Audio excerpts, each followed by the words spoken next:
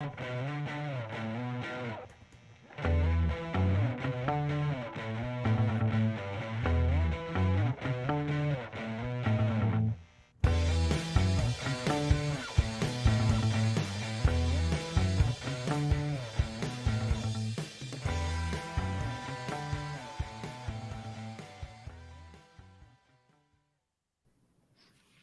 right, Pot of Gold, welcome back. Late night rip, unannounced late night rip. I'm Brett, Mike, my esteemed co-host, Mr. At Gold Mike, in the building, Woo. and the What are one you and only, ripping?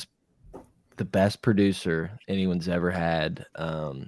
When he's available, not on vacation. Grant the intern. What's up, Grant? Let's go, Grant. Welcome back. Welcome back in the Welcome crib. back. Welcome back, everybody, huh? Thank It's you. been a few weeks. We took We were celebrating the national championship. national championship was our last big hoorah, the last wild pod we had, but we're back. We wanted to take it easy. The Open Championship is over. This whole pod, by the way, guys, is going to be dedicated to Brian Harman. We're going to talk a whole pod on the Open Championship. Just kidding. Do not turn off the podcast. We still have a long way to go. But we took some time. I think we're going to try to get back in the studio now moving forward, start breaking down little segments of fun topics as we move forward with the offseason and do kind of a college preview and into LSU preview eventually and talk about Florida State when that time comes. Yeah, it's everyone kind of goes out on vacay. It's the perfect time, nothing really happening, and then it's also like the perfect time to when you get home, just like put it in gear. It's like we're snowballing downhill towards September, towards Labor Day weekend, Memorial Day, whatever day it is, and you get college football back and NFL, whatever. It's right around the corner. Cool. Brett, off topic. Where are you at with your Zen use? No, no. Out. Okay. Very good. Congratulations. You heard it here first. Back where we want to start. We want to start with LSU. I'm overdoing it, and I need help. I need help getting off of Zen. I'm like at half a can a day, and I'm just having it drip down my throat, and I'm just knowing it's ripping holes in my throat. But anyway, we'll talk about that later. Do you want to go over under on SEC West totals, or what did you just say before I hijacked us on the Zen train? No, I just didn't know if we wanted to kick it off with like a little bit of the recruiting stuff, maybe a quick like LSU centered, maybe SEC media day type stuff, and then kind of jump into the SEC West. Yeah, so what we talked about doing, guys, is just kind of, I don't know why I'm talking to the audience. Like it's a pod, it's just us. We talked about having some segments instead of doing a full-blown college football preview in one episode. We'll chop it up into some fun segments. Today, eventually during this podcast, we're going to go ahead and break down the Vegas win totals for the SEC West, the over-unders there. We'll make some picks, and then we'll get into some dark horse talk on who can actually sneak into the playoffs. That's not truly predicted to be a front runner at this point. So we'll get into that in a minute. But first, there is some news. The Bayou Bash is this weekend, supposed to be the last huge recruiting effort before there's like a dead period, and then it opens for a little bit longer, and then we're into the season. So, or I think this is it. Like after the Bayou Bash, this might be like the last impression moving forward until their seasons are complete. So a lot of big names on campus. Colin Simmons, the #1 player out of Texas, #1 defensive end, edge rusher in the country, just a sick athlete, defensive end out of Duncanville, I believe. He's going to be in for the Bayou Bash. It's down to Texas and LSU. We recently just got another commitment from the state of Louisiana and Tylen Singleton out of Manny. We finally got a Manny linebacker. I know we lost the big white hope that went to USC. But there is an image for all of our YouTube listeners right now. You can check that out. It's a really cool little montage photo of Tylen Singleton. But the point about Tylen Singleton, and he kind of reminds me, he's like a hybrid safety linebacker, athletic dude. I could see him being like in the Duke Riley mold. That's kind of like the type of athlete I can see this kid kind of turning into at the linebacker position. Really good athlete. Obviously, I think he's like a top 150 guy. But what's really notable here is LSU has 8 out of the top 10 players from Louisiana. And the only two missing is number 1 and number 2, and they're uncommitted. After what happened last season going into the year, our last year, right after the season, Brian Kelly was like, this is, I can't lose this amount of players to Alabama anymore. I can't have the floodgates be open. And there was a lot of questions, right? There was a lot of, who is this new staff? We're not really on board yet. And obviously we had a good recruiting cycle after. But losing a lot of guys every year to out-of-state competition has kind of not been the theme, but been the biggest concern. Can we right the ship? Can we put the walls back up in Louisiana? 8 out of 10 dudes, and all we have left is Dominic McKinley and Wardell Mack, the top 2 guys that are going to be a battle regardless. That's a really great statement from LSU to lock down the state. Obviously, can they stay committed? Let's hope so. But Frank Wilson kind of really taken the lead on recruiting efforts lately has been a hell of a deal. And I think this Bayou Bash is huge. You've got both Wardell Mack and Dominic McKinley making appearances there. Tylen Singleton, a guy that just committed, that before that, people were thinking, are we ever going to get a Manny kid to commit? Like, can I've we been not thinking that for years. Well, yeah, I mean, how many Manny? Yeah. That's a good one. But that was like the theme, right? So anytime you feel as if, man, we don't really have a shot, he's a Manny kid, he's going to follow old boy to USC or whatever. Here he pops, 1,000% committed. Wardell Mack is a guy that's down to Texas and Florida. Dominic McKinley, again, Texas A&M, Oklahoma, a big player there. So a lot of competition, but you get them in the boat for the Bayou Bash with Tylen Singleton on campus, with all the other commits, and Colin Hurley, Captain America. You could see a great close. I mean, Wardell Mack, in my opinion, if we impress, he'll end up committing, I think, before his season. Dominic McKinley, I think the jury's still out. I think we've got some ground to make up with Jamar Cain leaving. Obviously, Lindsey is working extra to pull him in, but you got to get the top defensive tackle out of in the state to come in, especially on a year that you arguably have the best defensive line in the SEC with Mason Smith and Mekhi Wingo. You're going to be replacing both of those guys. You got to get Dominic McKinley on campus. You got to sign this kid from Acadiana. Somehow it's like understated the impact Frank Wilson has on a program. I guess you could say maybe just LSU, but fine by me. But like forever, we've talked about locking down the state, not losing guys to Alabama, not losing guys to wherever they may go, Georgia with like a Van Pran. And like all of a sudden it shifted quickly, as someone who's not following every single like recruiting tidbit and like locked in, because I know a lot of these guys are going to eventually transfer out and I'll never see them play. But like to just see it happen so quickly of just like, yep, we're locking down the state. Yeah. And here we are. It's like, now we're here. We got the fence up. The fence is up. And Mexico paid. Nick Saban paid. He is Mexico.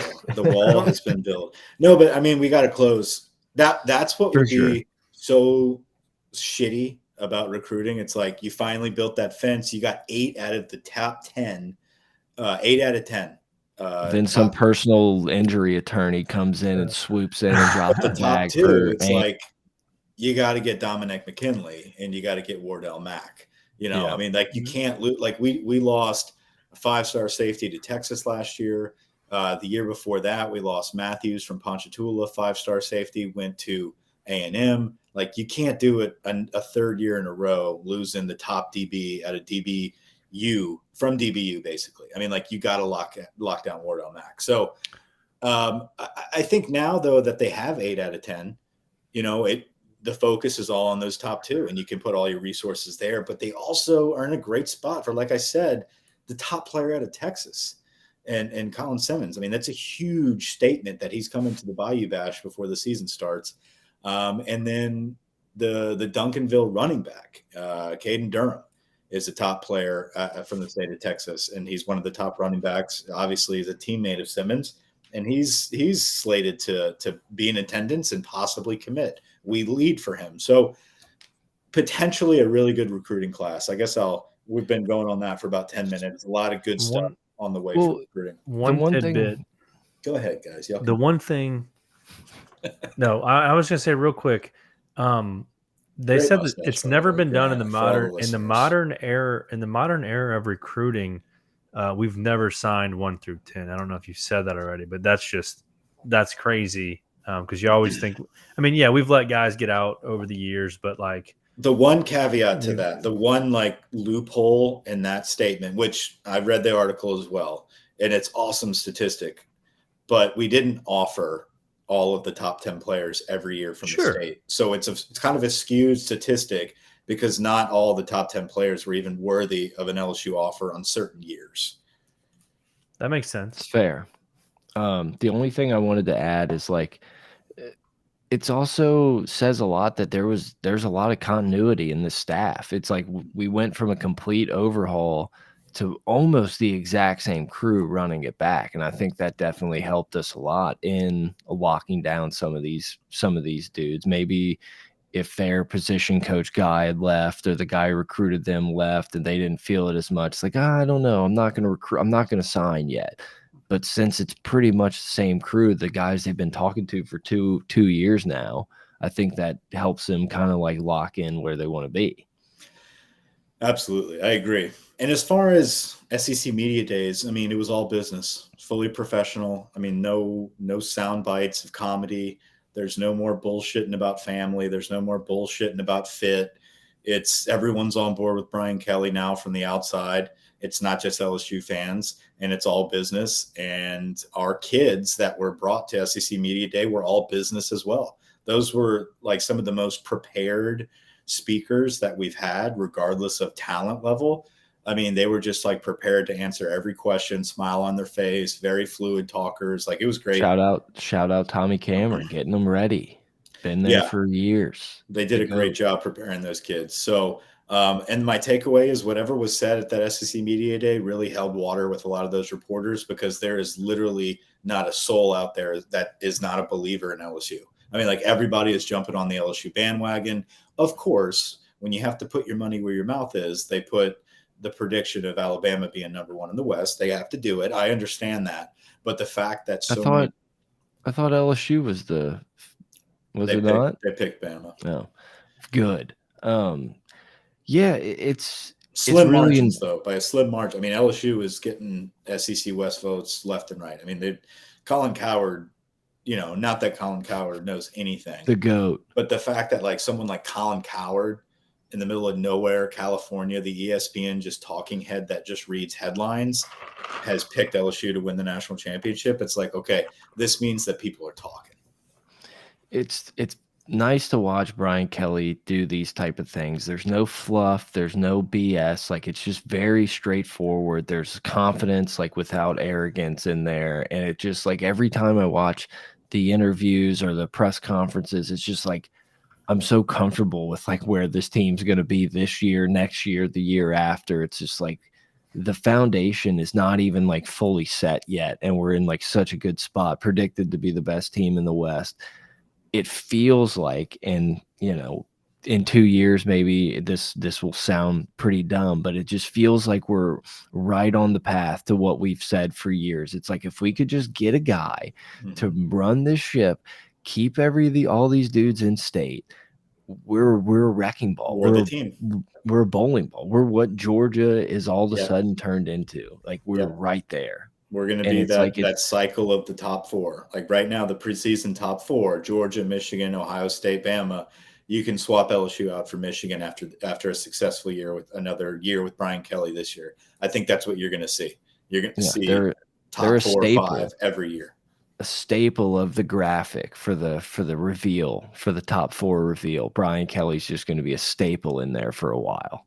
Yeah, I'm excited to see it. Big season coming up, big year coming up. And obviously we're going to get more into the preseason hype and the LSU season preview podcast, everything like that on closer to the season.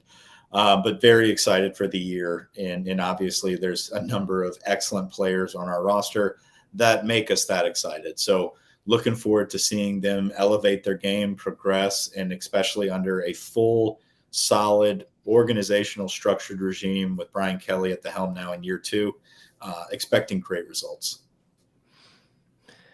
Are we ready to move on? Are we already going to dip our toes into some over-unders? Yeah. So I went through this list and I have them in a specific order that is really not specific at all. So I don't know if y'all want to go through an order, if you may just throw one out there and we can I pull, want as I throw it, we can pull up the schedule. I want your order So we got exact. Auburn at 6.5. Okay. We got Auburn at 6.5. I've got the over here. I think Auburn wins 7 games. Go ahead and pull up that schedule when you have it. We can kind of run through it, but I think my notes that I put down here, I've got them winning 7 games. I think the flip game though is against Ole Miss. I think that's a battle that's hard to decide. I picked Auburn to beat Ole Miss there, but I could also see Ole Miss beating Auburn, right? And that would be the difference in that win total. But I'm going to stick with seven wins for Auburn there and Hugh Freeze. Go ahead and run through that schedule. UMass win. Cal. Look, I'm probably Yeah. I'm It's West probably Coast. I'm overly bullish on a Hugh Freeze led Auburn where he doesn't have a Twitter account. Like they're not gonna be able to compete with like the higher ends of the West. Like, but they're my sneaky team to be like, oh, of course they just went in and beat Texas A&M. Like at Texas A&M, where the A&M kind of, they have the Miami game week 2, but it feels like they'll probably be undefeated at that point. The hype train will start rolling with Petrino calling plays or not calling plays, and then you just run into the buzzsaw that is Hugh Freeze. Like I would go with the over 2 with games like New Mexico and Vanderbilt on your schedule. It's going to be close, and they're going to lose for a stretch, but their schedule sets up about as well as you could ask for outside of Georgia.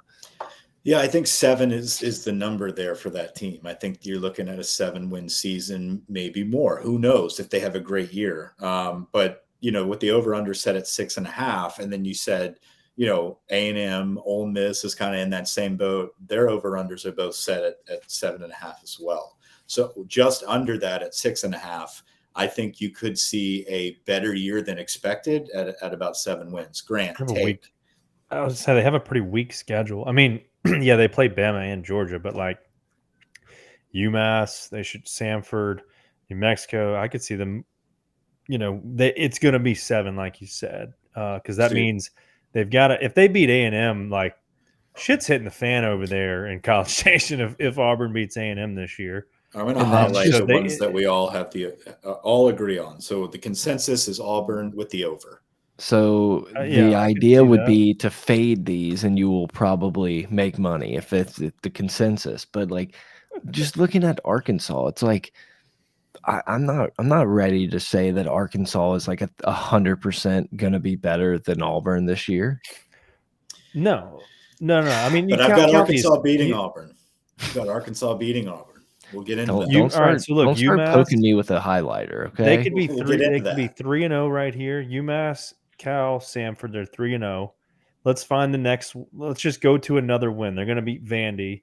They're going to beat New Mexico, let's say. So that's 5 wins. So where are the other 2 wins? Mississippi State. They can beat Mississippi State, so that's 6. And then you're looking at Ole Miss or Arkansas as your swing games. Yeah, or A&M. Yeah. I think, dude, I'm telling you, I'm just going to call it now. They're going to beat A&M, and it's going to be hilarious. Is that your big surprise of the season? Yeah, I just feel like it just feels so right for Auburn to just walk in to A&M and just beat them down. Like maybe even Hugh Freeze could like be up in the booth in a hospital bed calling plays. Like it's one of those games that's going to be so weird. You know how LSU Auburn's always weird. Like it just reeks of like a really strange game. And that's going to be the late night. You're going to have the gif of him in the hospital, like giving everybody the thumbs up, gig him after he beats their ass.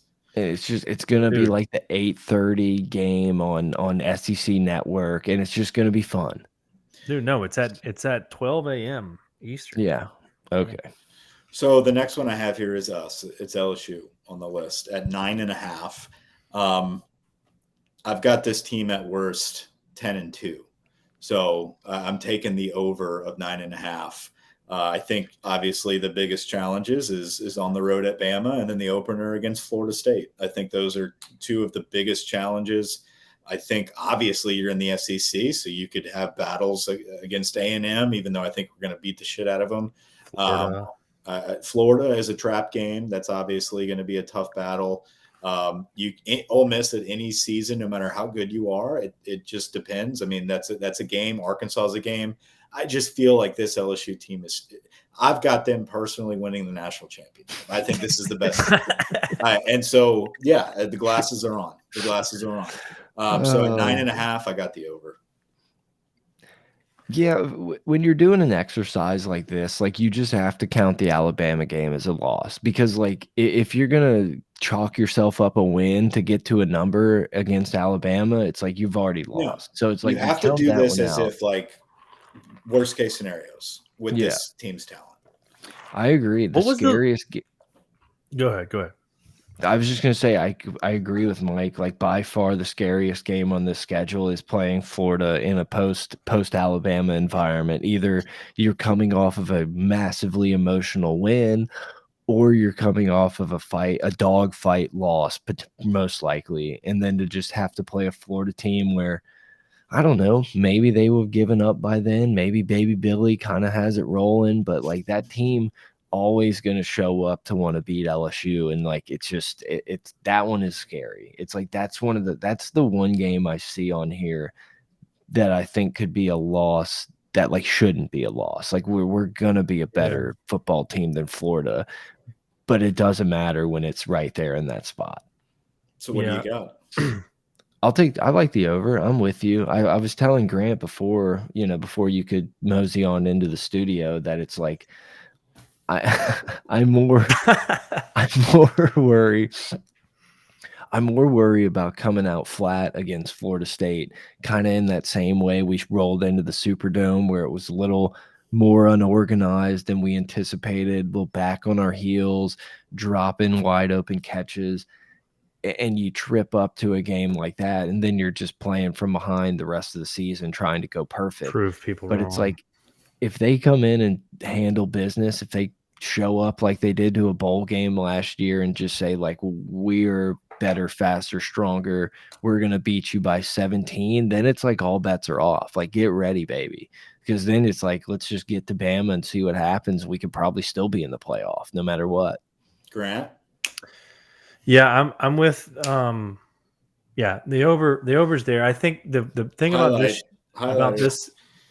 this schedule is that our home games are help us a lot. So like having Florida after the letdown at home, I think is very beneficial, and having A&M at home right after that. So usually when we fall off after losing or even winning against Alabama, one of those two games, and it's not always Florida. Obviously, we don't play Florida that late in the season, but they're a tough opponent. So when you have those types of games after Bama, both at home, like that helps a lot. Having Auburn at home helps a lot. Ole Miss, Ole Miss on the road, that's tough. Having Arkansas at home, that's good. I'd rather play at Ole Miss than at Auburn. Yeah, I'd rather play at Ole Miss than at Florida. Yeah, I agree. And I'd rather play at Ole Miss than A&M. Yeah, it's like the schedule couldn't have set up better. You're at home 5 of the last 6 weeks of the year. Like it's built to fucking cruise control yourself. Arkansas's at home after the shit show performance we had last year. I love where the Arkansas game is. I've hated my entire life where we've played Arkansas because it's the trappiest of trap games. Yeah, it's Thanksgiving. And it happens every year. And just having him here, it's like, Arkansas has had a tendency to kind of look like they're really good early and then fade late, but it's like I very much like this spot. Obviously, we can get into more detail about LSU. Go ahead. Quick question. What was the lowest total last year that we saw for our schedule? Was it 6.5? I think it was like very early 6.5, and then it went up to 7.5. I think it was 7.5. What did you bet it at, Mike? 7.5. You had 7. Yeah. Because I feel like we saw 6.5, and we were like, damn, we're gonna suck. Yeah. I mean, that might have been like day one. And then they were like, oh, wait, Jaden Daniels can throw. And he's probably Yeah. going to be the starter, and it's not going to be No, Miles like it was Brennan. like this time last year. I think it was like 6.5, and then What everyone a must have difference! smashed it, and then it went What up a to difference a 7.5. year makes, huh? Crazy. So the next team I have on here is Ole Miss at 7.5. I got the under. I got the under here for Ole Miss at 7 wins on the season. I think Auburn bites them. I think LSU bites them. I mean, let's just go to their schedule and let's try to tally it 7.5? up. But I've got the under. Who do they have first? Mercer. Okay, so that's a W. Tulane's no joke in New Orleans. Tulane is no joke. That is a game, but I got them a W there. Georgia Tech. Yeah, they should win I that. can see where you get there. I mean, You have the over for Alabama them, Mike? loss. I have the under. Yeah, I could. Yeah. Okay, so you got. Let's just go with the we know their wins. Mercer, Georgia Tech. That's 2. Vandy 3. UL Monroe 4. State 5. So we're at 5. So we got to find. You got to find 3 more. They got to find 3 more. I mean, shit. They can beat A&M's at home. They can beat A&M. Maybe. You know, they Ole Miss- can beat. I didn't say Tulane, so they should beat Tulane. You know, Ole Miss is the riskiest one on the board because Mhm. Ole Miss has the potential to beat mostly every team, and yet they're going to lose to a lot of teams. Like it's one of those things that I was thinking like, they're going to lose to like Georgia Tech after beating Tulane. Who's or the something quarterback they weird. got from Oklahoma State? Spencer Sanders, I believe is his name. Yeah, I mean, like they've got Spencer Sanders there that's going to start. I believe I don't that's think it's his name. Spencer, right? Yeah, who knows? Spencer Sanders, Dylan. Contreras? Harvey Specter. Okay. But that kid is going to start probably, and they got obviously the starter from last season's there, and then you got, the eventual Nicholls State starter. It is Spencer. Spencer Sanders. Yeah. Nice. All right, so where are we at? Just so we're not highlighted across the board of like a consensus group think, I'll take the over. I think Ole Miss is the most volatile stock in the portfolio. Okay, so Brett has the over for Ole Miss. Jackson Dart. That's the other guy's name. Oh yeah. Start. So Brett's got Ole Miss at 8 wins. So Ole Miss is 7.5. Who was the first one? Auburn. What was their total that we all said? It was 6.5, and we said it was over. Yeah, I got them winning 7 games. That's really the flip game there. For sure. For me. There's a lot of these. I feel like come down to 2 Saturdays. Ole Miss, Auburn, and Arkansas are like all the same team, and then A&M. It's like A&M's a big mystery. They got the outside of Georgia and Alabama, they have the deepest roster of talent, and they have a returning starter in Wegman. They got Petrino coming in. We'll get there. I don't know where they are on Mike's list, but they're last. If they get through the schedule that they have with like a respectable whatever 9, 8, 9, 10 wins, I will be impressed and will not talk shit about Jimbo for a year. Like their schedule is I don't know what's their number. We'll get there. 7.5. We'll their schedule is brutal, and that's why they're at 7.5. Though, if they get to 9, if they get to 9, that's very respectable for this. Bowl game. This is not counting a bowl. Let's go. Okay. No, yeah, it's regular season. Okay, so Grant, what do you have for Ole Miss? It was 7.5, right? Yes, sir. I'll take the over. I'm sticking by the over in that game. It's just it's so disgusting because they're going to be 7. Auburn's going to be 7. So Grant and Brett. What's going to happen is like my picks won't be like statistically possible because like there's no way that all these teams could win this many games. I was going to say we got to keep track of what we're deciding on here. It doesn't count until you like make when you fill out that SEC bracket that Camp always does. Yeah. So let's talk about A&M. I'll jump right to them. They're at 7.5. They've got a brutal schedule. Yes. They have, like I said, the one of the most talented rosters in the country, an excellent number of returning production coming back. I wouldn't say a make or break year for Jimbo because it seems like he can never be broken there. It's just it's If it's 6 or 7, he's out. Yeah, I guess if he hits the under here at 7 wins, yeah, probably. That's unacceptable to win 7 games with the loaded talent they've had over the last. Nothing Jimbo has done at A&M has been acceptable. No, and that's what I'm saying. It's been That's what they're egregiously paying him. poor. It's like that's not like at what point do you break it? No, this is definitely Jimbo's last stand. Like, there's no doubt about that. I've got the over. I've got the over at 8 wins. If he gets to 8 wins, like he has to have beaten either us or Bama. I feel like the seat is still hot at only 8 wins. my big takeaway here, my big shock of the season is A&M beats Bama at home, and it saves Jimbo's year. That's the only way. But I also have him winning 8 games, so I think if he wins 7 games and beats Bama, I think he's out. I think he goes 8-4. I think he beats Bama. I think he has a crazy loss at home, a crazy loss on the road to Miami. I think that's like oh my God, A&M sucks, and then they kind of not go on a run, but they win some big games. I think Tennessee on the road is a very tough game for A&M. Yep. I think LSU at home or LSU on the road at home for us. I think LSU gets revenge and takes care of business, especially with how I think LSU season's going to go. They're going to be playing for the SEC West to get into the championship game. I mean, they're going to beat A&M.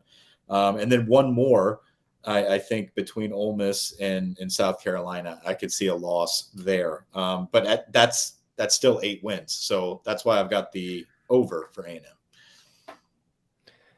It's just, it's a brutal schedule. Like, South Carolina is an extremely big wild card on anybody's schedule. It's like, who knows what South Carolina team you're going to get. Actually, really interested to see their week 1 game. They're playing North Carolina, right?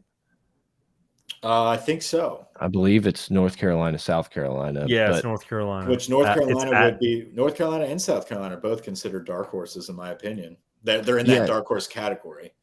They're another one of those teams kind of feels Auburn-ish, where they're probably going to beat a couple teams that you're like, oh shit, like, good job. And then they're going to lose some ridiculously bad, like to Kentucky or something. You know, it's not like they're going to be going 10 wins or anything, but South Carolina is a tough out. I'll go under just again so we can be contrarian. I think it's like right on the number. Like, I think he's right at that 7-8 is what you're going to see. Okay. So my guess is that Texas A&M is the new team looking for a big popular head coach. Tom Herman, what's he doing? Grant? I'm taking the under as well. I don't their schedule, like Brett said, it's a gauntlet. They go home, away, and all their major losses, like after Bama, they're going to lose to Tennessee, and then the locker room is going to be falling apart. Then they're going to be playing South Carolina, who could be hot at that point. Then they have at Ole Miss. It's just there's a bit of, and then at Arkansas is not guaranteed. And at Miami is not guaranteed. Then obviously at LSU, I just feel like there's too many opportunities for them to. There's nothing that they've done over the last few years that's told me they're ready to take the next step. There's no pieces on that team. Yeah, the stars, they have quote unquote recruiting rankings. But none of those guys have showed me anything in terms of talent. Your logic. I like the logic there. The only, I don't want it to come off as if like I'm hyping up A&M. I still have. We know you're the A&M guy. I still have them with 4 I losses understand with it. a very talented roster. I understand it. And the other thing is, like, I can see them winning 8 games because it's A&M. They go 8-4 every fucking year. Like, it is what it is. So they could hit that number just because that's what they do, which is still mediocre. I just feel like this is the year they don't. They win 7 and Jimbo's out. They don't have a guaranteed win on their schedule for 6 weeks. Auburn through Ole Miss. Like, Mississippi State is the first time I'm like, that's a dub. Yeah. And it might not be. That's the thing. Like, that's a game they can literally score 14 I points. agree. I see And that. Mississippi State quarterback throws for 600 yards. Like, But yeah, win I one am for the preparing. Gipper. Like, you know, I am mentally preparing myself for A&M to have a good year, and then we hear like next year is like they're gonna run it when everyone's in the SEC, and like I'm preparing for that. But So Arkansas with a strange average here across the board of all the books, 7 wins on the dot is what it looks like. I don't like that because when I tally it up, I get 7 wins in my opinion. So I don't really know what I'm supposed to feel there. And I've got Arkansas beating Auburn, but I also have Ole Miss beating Arkansas. So this is that flipperoo. I mean, it just depends. So I have them right at 7 wins, and that's for this game, for this scenario. We can't have that. So I'm going to side with the under. I'm going to have under 7. I'm joining you on the under because this just feels like a team that's just going to lose to BYU. yeah. They have an incredible running back. Sanders, I think, is his name as well. Very, very good. Probably, arguably, the best rusher in the conference outside of Judkins from Ole Miss. Quarterback is KJ Jefferson. Really good. I think our guy's better. But KJ Jefferson is a good quarterback. But outside of that, who is Arkansas? What is Arkansas? There's question mark. A question mark. A team that's gonna be playing Missouri to get to 7 wins. They'll be in a bowl game. Yeah. So you got the under. If you're holding that ticket, you're sweating bullets every week. Right at every week. Every week. No, I'll take the under. I'm gonna take the push. We can't. I just said that. I think give Grant the over. Give Grant the over. No, I'm taking the under.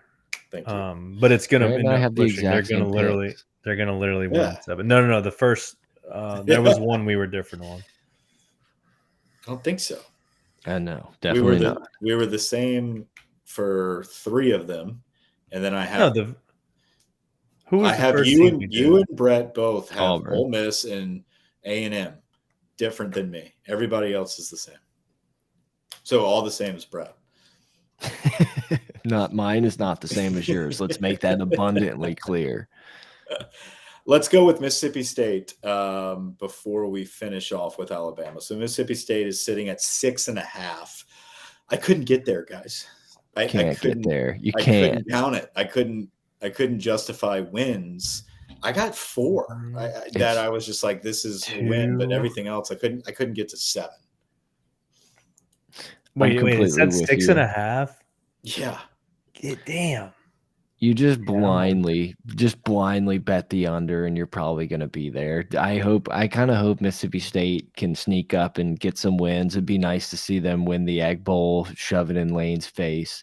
But it's like we have no idea what Mississippi State's going to be this year. You can't. Will Rogers is still there. You can't take the over. Like you can't. You can't. It's impossible. Maybe fucking Barstool can, but that's it. That's it. Brandon will take it, but that's it. Just Grant, Joey under? Camasta. Yes, I have the under. I can see 4 or 5 wins at the most.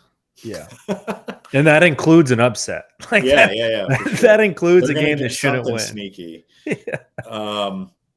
Last but not least, Alabama's at 10.5. Alabama has no quarterback. They have a running back that's a tank, fastest player on the team. That is at quarterback, as well as Ty Simpson, who looked like a flop in the spring game. So naturally, Tommy Rees calls his buddy Buckner from Notre Dame. He comes in as a transfer. Buckner is okay at best.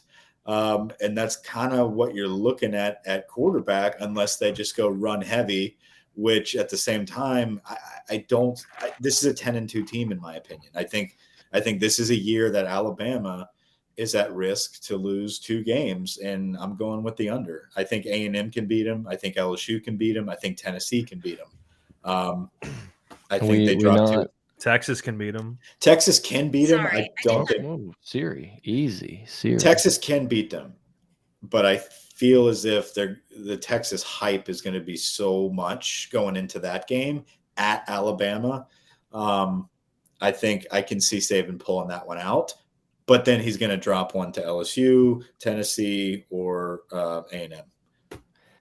Probably both, two of them. We talked a little bit about it in the pregame lobby here, but like I've never in my life been like excited to see what an Alabama team looks like. Like we kind of know we've had this like Tua, Bryce Young stretch of like we kind of know what we're getting.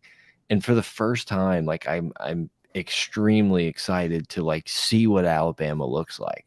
Lost a lot. Obviously, Bama's got a great recruiting, like they, crush it every year. Best roster in the nation from recruiting rankings wise ever in the history of a team of blue chips. Right, we're backfilling with and I don't know any of their names, but it's unproven. Yeah, it's like a bunch of like, well, I mean, who are the wide receivers besides rivals told me that they were good. Kendrick Law. I mean, I'm very interested. Like, are we going to go back to more of a power running Alabama team? Are we seeing the shift back to like downhill running in college football before our eyes, tight ends, everything else? But I don't even know. If this team goes 11-1, I think it's one of the best coaching jobs Saban was able to do with the lack of quarterback. Like he's never not had a legit quarterback going into the season in Alabama. I mean, I guess you could say Coker or whatever that year was like, who the fuck is this? Jake Coker's going to suck. Yeah. And then I think they won the championship. So, I mean, Blake's, I think, was it Sims? Blake Sims, yeah. Yeah, I think you have a similar situation like that. But, I mean, still, I think they lost 2 games that year. I mean, so I don't know. I think 10.5 is, I don't know. It's a little lofty. It's like I'll err on the side of Nick Saban and like I think begrudgingly take the over, but it's so close. Like I'm kind of with you. I think it's very possible that Texas is way more polished in what they're gonna do, and they sneak up and get an Alabama team that doesn't yet have an identity. That by the time they play LSU, by the time they get to the meet, they'll be a lot better. I could see that happening. I could also see Bama being Bama and winning that game 45-14 and being like, hey guys, the rumors of my demise were greatly exaggerated. Sure. But yeah, I'll just err on the side of betting on Nick Saban instead of betting against him. I don't like it, but it's hard because for me, if you look at LSU and if you believe that they're going to have the year that they're going to have to beat Bama, and I feel like they can. And so you're looking at A&M, Texas, and Tennessee. Can they get past all of them? And they obviously can with Nick Saban. And I think that's more of the thought process you have to kind of corner yourself in as an LSU fan when you're trying to pick the over-under for Alabama. It's like if we get past them, are they able to get past the other 3 teams that have in the past snuck up on them and almost beat them? It's just nice. There's more question marks than I can remember going into a season about who Alabama is and what they're going to do. And I love it. I can't wait to see it. And I'm probably going to hate every second of it. I have the under. I think. Let's go. I think. There's too many. I mean, y'all said everything about them. This team is too unproven. And I think if this team does go to an SEC championship, if they beat us, if they, go to a playoff, it is one of the better coaching jobs Nick Saban's done. And I think we could all agree like that. That's just absurd the run he's done. But would be a perfect one for him to retire on, in my opinion. It would. Win or lose championship. Like if he plays in the SEC championship, let's say if he loses to Georgia, they're still going to put him in the playoff if their one losses to us or Tennessee. And I think what's going to end up happening is they're going to play Middle Tennessee week 1. They're going to win 54-3, and you're still not going to know anything about them. And then it's going to be hyped up going into Texas, and then And I they think have Texas. Texas at home. I think Texas puts them on the ropes. Last year, Texas had them on the ropes and choked in the last final minutes, one possession game. I think they figured out this year. I think Texas actually they're like that Penn State team we talked about. I think Texas ends up being a top 10 team at the end of the year.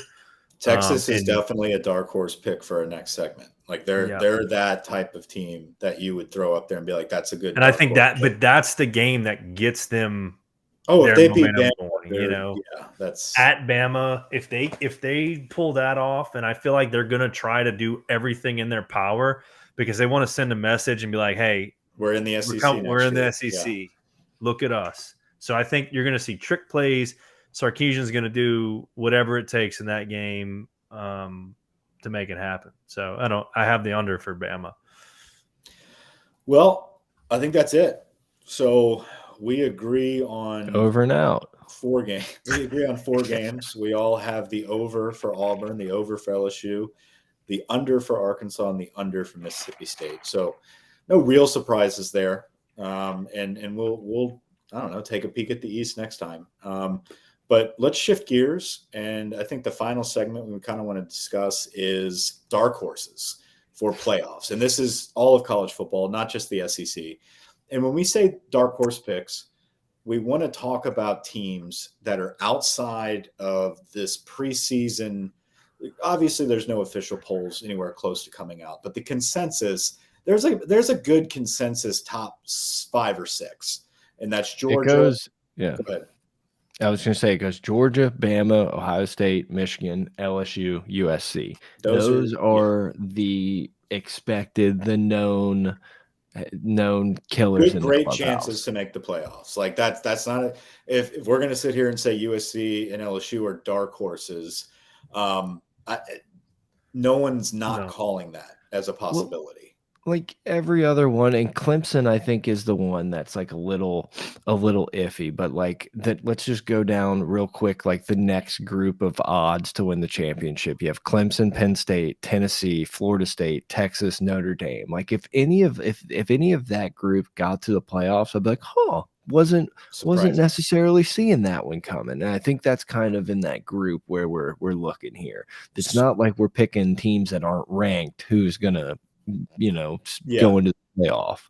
Right. And so it's tough because I have 2. And I think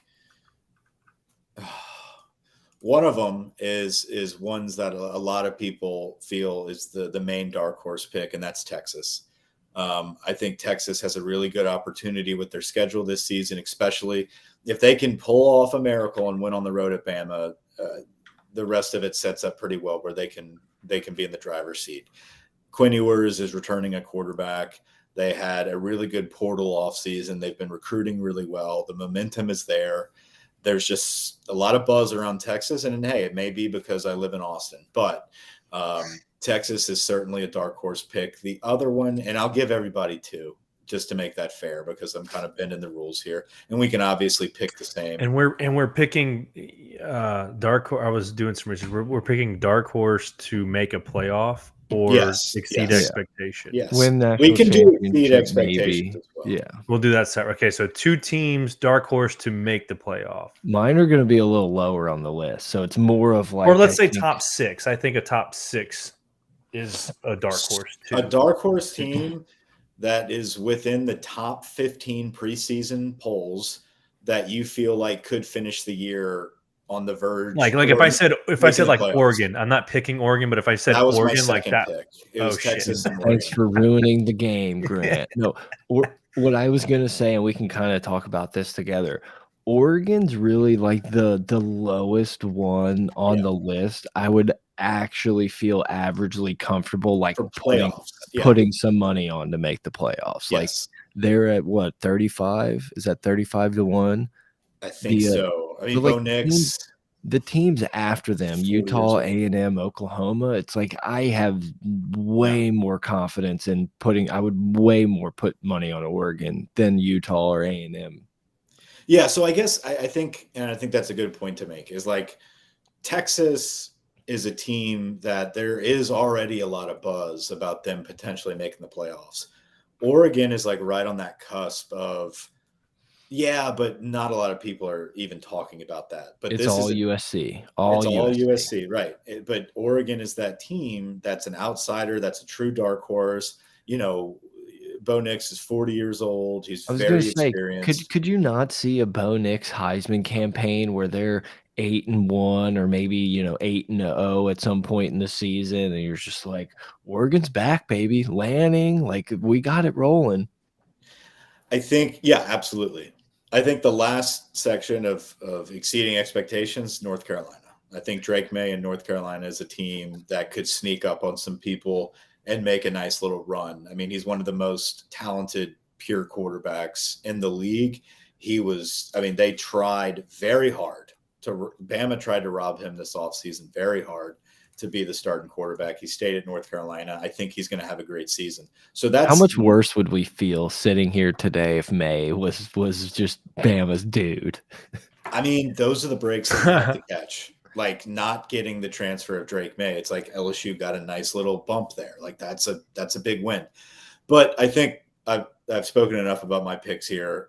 Obviously, North Carolina's not a pick to sniff the playoffs, but I think they're going to exceed expectations. I think Texas and Oregon are the two outliers that if they get the chips to fall in their direction, like they could be a playoff team. I mean, Grant, do you want to give one? Do you want me to roll one more off here? What do you want to do? I feel like we've been cucking all your teams. I'm not gonna pick those. No, we could pick the same teams. This is part of the discussion. And I different ones.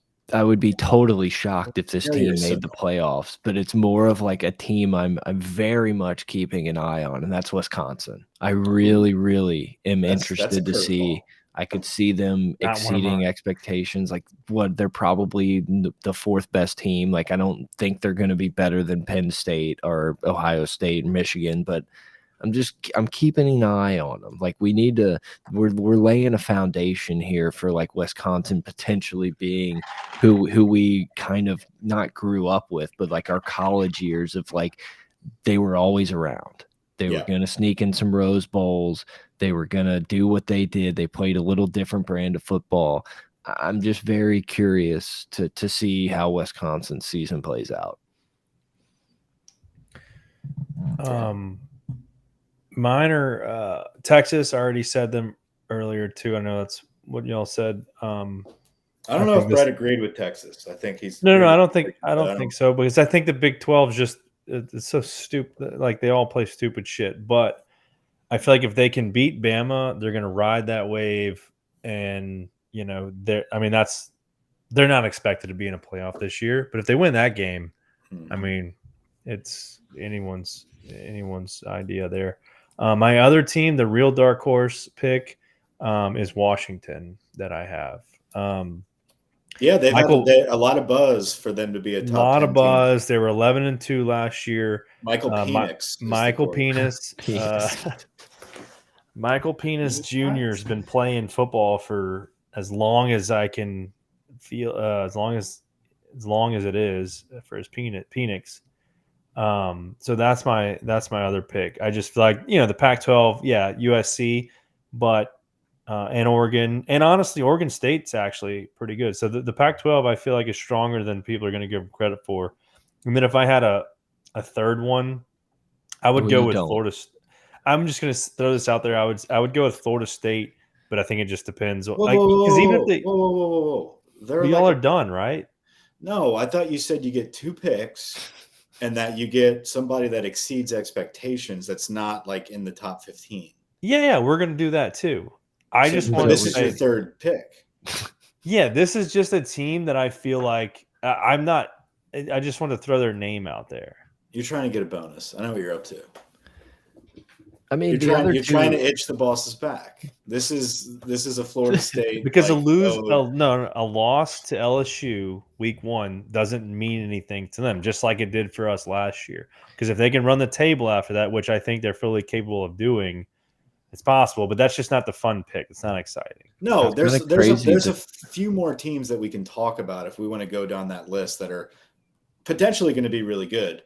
I think Florida State is absolutely one of those teams. Like this is a week 1 game that's going to be a fucking bloodbath. But Like, win this or is a lose, really they're good game. still in it. I feel like. Yeah, That's the thing. I think so. Maybe. Maybe. I mean, they But got it's one of those things where Clemson. like they've got to win close games, which they haven't been able to do, and that's why I don't believe like they can actually do it because like they're not gonna like they haven't beat Clemson when they So were that's not supposed your to beat pick. Clemson.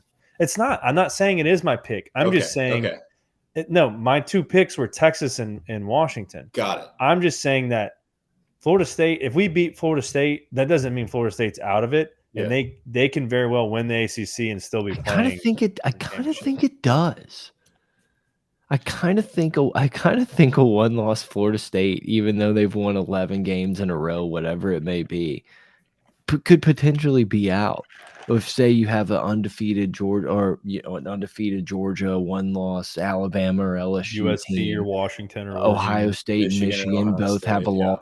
One's undefeated because the You have- ACC is going to be weaker than the Pac-12, the Big Ten, and the SEC, and possibly. Well, is the ACC going to be weaker than the Big 12? I think that's what it comes down to. No, I think the ACC, because I think Clemson surprises some people. I think North Carolina surprises some people. I think Miami surprises A&M. I mean, I think the ACC could be a little different this season than I say that every year, though. They suck.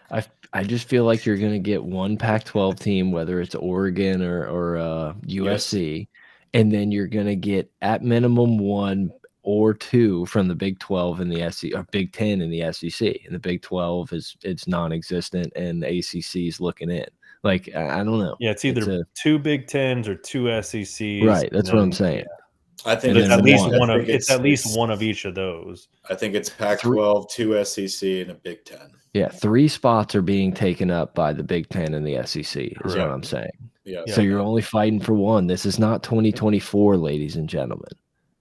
Ladies and gentlemen, and however you may identify yourself.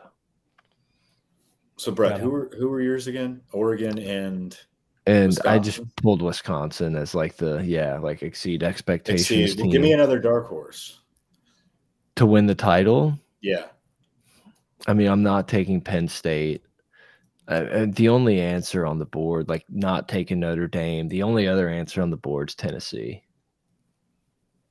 So you got Tennessee over Clemson as a better possibility? I also think Tennessee feels more of a dark horse than Clemson. Yeah, like true. If Tennessee gets there, I'll be like, whoa, good season. I mean, you most likely have to go through Georgia, Alabama, and then a West representative, which is either LSU or Alabama again. Like that would be pretty impressive, and I don't necessarily think it's going to happen. So if they get in, I think that's and it's just like Clemson. Like Clemson has to win like 2 games and not fuck up the rest of them, and it's like they're in the driver's seat for a spot.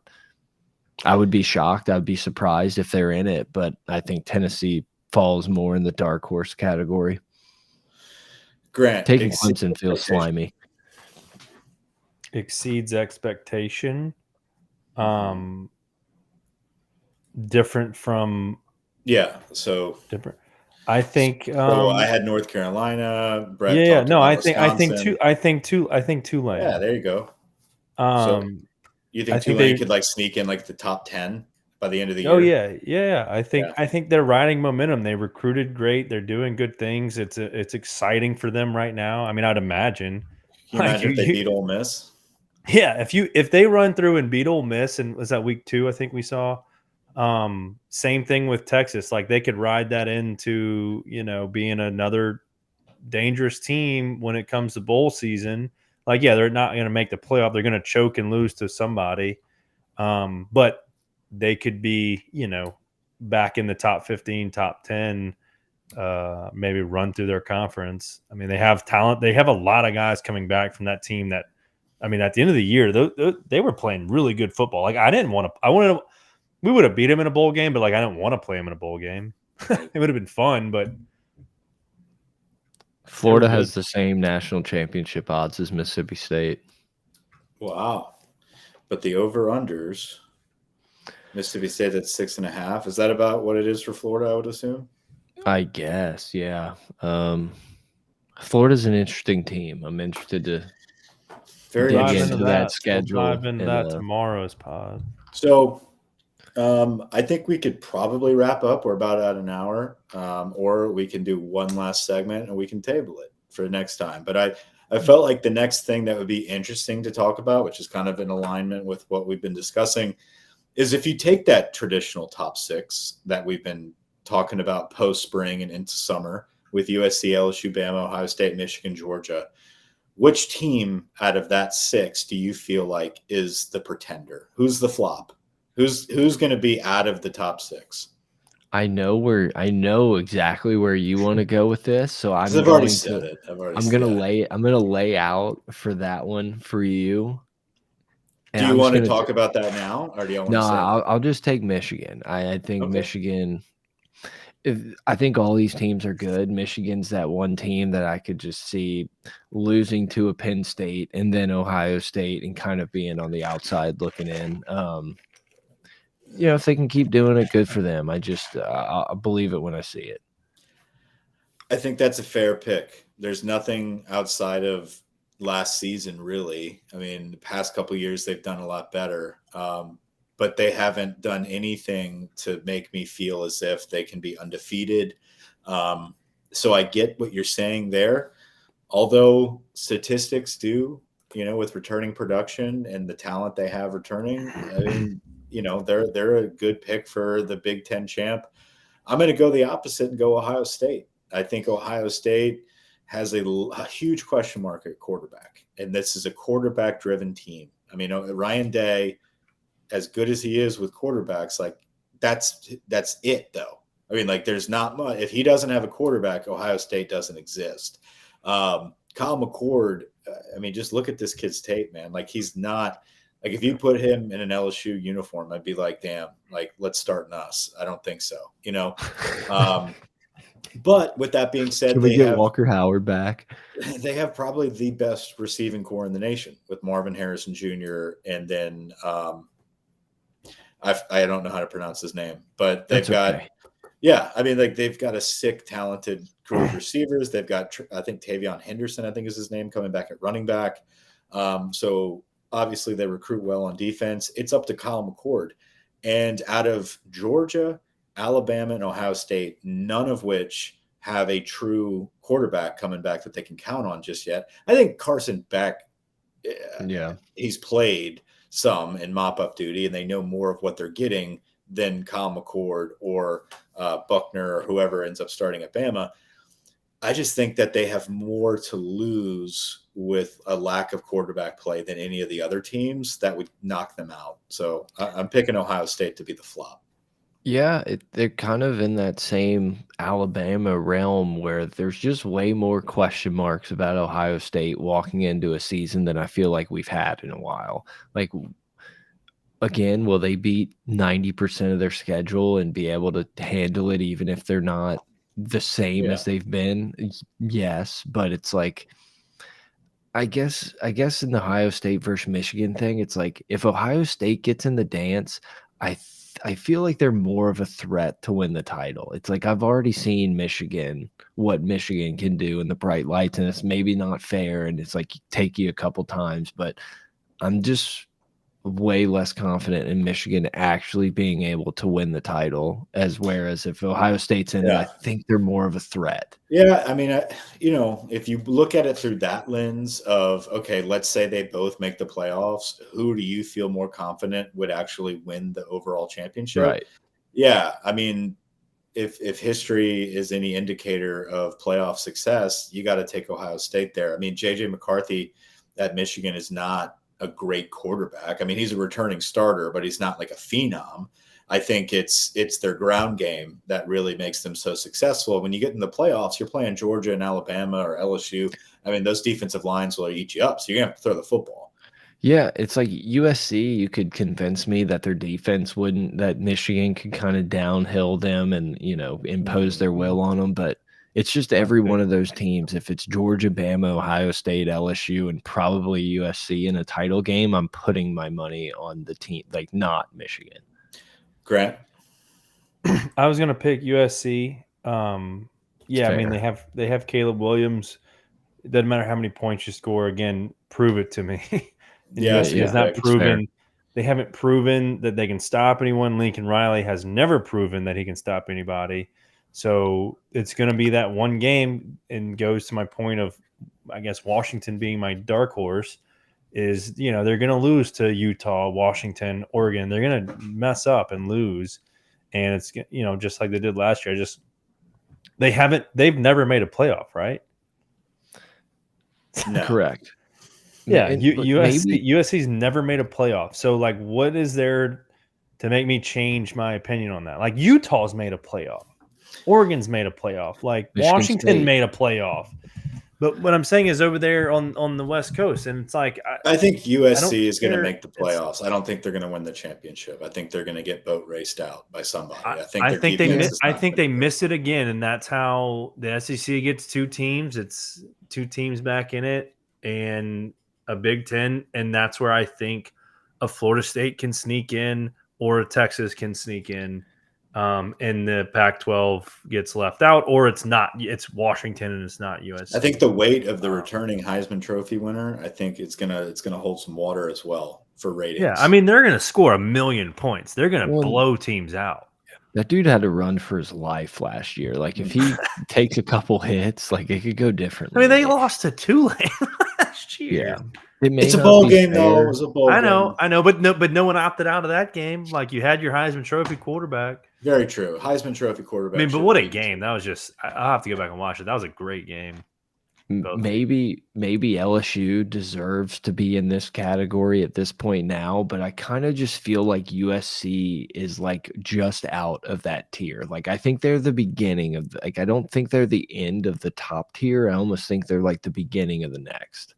Yeah, I think for us it's a little different because we know the depths of our defensive line and Harold Perkins, and like I think offensively we're happy with like the direction we're going. I don't think we understand the depth of USC's defense. Like, we don't know what's going on there, so they probably think of us in the same breath as themselves too. Like USC and LSU's, for their fan bases, they have them winning. We have us winning. I think we're in that same mold outside of Bama, Ohio State, Michigan, and Georgia. Right. Those teams have legitimately proven it over the last, 3 years. They've all been to the playoffs, where where LSU, USC are more of like we think they're about to be there every year or every other year, but like they haven't done it yet. And I think Florida State and Texas are like right after that. I think that's when those two are kind of just like, we could do it. It's LSU, like they need USC, help. They Clemson. need help. Yeah, LSU, USC, Clemson are that only ones in that second tier, and then you just have a free for all of Penn State's, Texas, Tennessee, Florida State. I was gonna throw this crazy team out there that like wouldn't surprise me, and as bad as they were last year, but then also as good as they were at some points, is Notre Dame. I don't think they're in the playoffs, but like they're gonna screw up someone's day. Well, I think they have to play Ohio State and USC. Like, I think they're going to have some tests. Like, we're going to know who Notre Dame is. If they make the playoffs, obviously, like, we know that they played some teams. Like, because they had a terrible year, but then they figured it out in certain games. Is TCU a team, even though they don't have Duggart? I mean, is that? I don't think they are. TCU has the same odds as Arkansas, Mississippi State, Florida, and Kentucky. So Vegas is not a believer in them running it back. Going to be good. Notre Dame plays Ohio State, USC, and Clemson. That's really the only good teams they play. Wait, what was that again? Notre Dame, they have Navy, Tennessee State, NC State, Central Michigan, all wins. Whatever. And then they have Ohio State, Duke, Louisville. Then they have USC, Pittsburgh, Clemson, Wake Forest, Stanford. So they're really Clemson, USC, and Ohio State. That's what I'm saying. Like, they can lose to Ohio State and still be one loss heading into Clemson. They beat them last year, so they can beat them again. And USC, that's a game I can throw a coin on that game. Yeah, because Notre Dame's going to play defense. Yeah, for sure. Marcus Freeman's going to have a defense. And that's going to be week 7 or week 8. So by that point, you would think they have it kind of figured out. Can Notre Dame be competitive on offense, and can Marcus Freeman lead that team mentally and organization-wise through that schedule? That's That'll be the question. that I would don't that think could be he a can, fun game but to watch. Is that Notre Dame USC game? That if Notre Dame is a one loss to Ohio State heading into that game, and USC, I don't know what. I'm not looking at their schedule, but it'll be a fun game. Sure, yeah, it'll be a no, prime time matchup. We're look, getting there, boys. I like how there's some parity. I like how there's like USC being good is good for college football. You know, I Absolutely. like having that. I like Same having for Texas. expectations for Texas, expectations for Florida State, expectations for Oregon. I mean, like, I like that going into the year where it's not just solely focused on, hey, Bama and Georgia are the top two teams who can compete with them. It's like, well, they've got some serious question marks as well. So this thing's kind of open. Quietly, we're moving away from the all roads lead to Bama life. All roads lead to Bama, Georgia, or Clemson, Ohio State. Like that's not really what this looks like going into the year. That's why I think like the whole Georgia, Michigan, Ohio State, Bama top 4 going into this is really just them being like, we don't know, but history tells us this is what it might look like. So that's what we're going with. I don't think there's a lot of sound logic on the current rosters for how we're going to have preseason polls. Yeah. I agree. It was fun, boys. We'll do it. We'll run it back next week. Like we're rolling downhill. Football season is dead ahead. Yeah, we've got some previews coming up. A lot of fun segments to come. Obviously, we're going to get more in depth every episode on LSU leading up to the season, but this is fun. I like talking general college football. Let's focus on some SEC East odds maybe next time, and then we'll get into some more playoff talk. But other than that, hopefully some good Bayou Bash news after this weekend. Boots on the ground. I'm done. Over and out. All right.